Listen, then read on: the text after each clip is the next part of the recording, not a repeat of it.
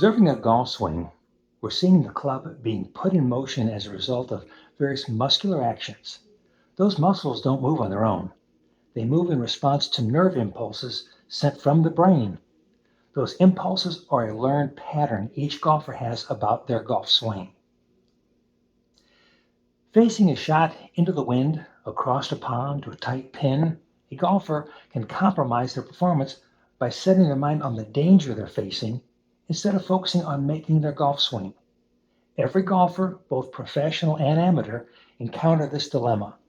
Such shots are distractions and part of the design of a golf course and give us a great sense of satisfaction when we negotiate them well. Aside from the physical distractions of a golf course, golfers are also confronted with perceived distractions. These distractions occur when a golfer's focus on playing a shot is interrupted by the thought, I should make this. At that moment, the appropriate nerve impulses to be sent to the muscles are infiltrated with concerns of failure. Unfortunately, this problem and the resulting poor shots happen based on unrealistic expectations. This phenomena we term as expectation syndrome. Expectation syndrome is a result of the information that most golfers have in combination with the information those same golfers don't have. Golfers can be greatly influenced by the information derived from watching tournament golf on TV.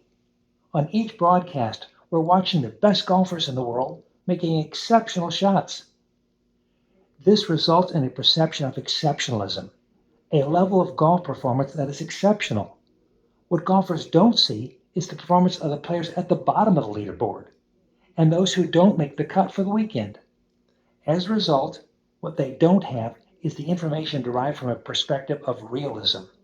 What is realistic to expect from their performance? For instance, when standing over an 8-foot putt, golfers don't realize that the typical PGA Tour player will miss the putt 50% of the time.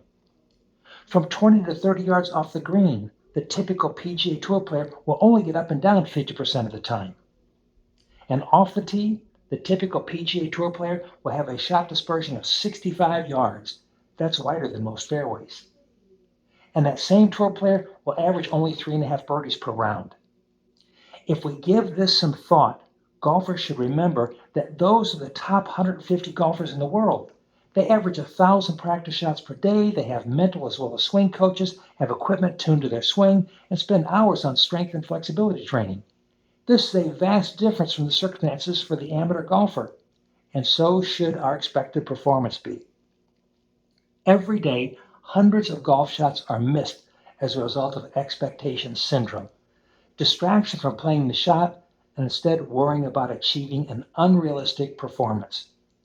Perhaps one of the most common causes of expectation syndrome is the widely misunderstood term par.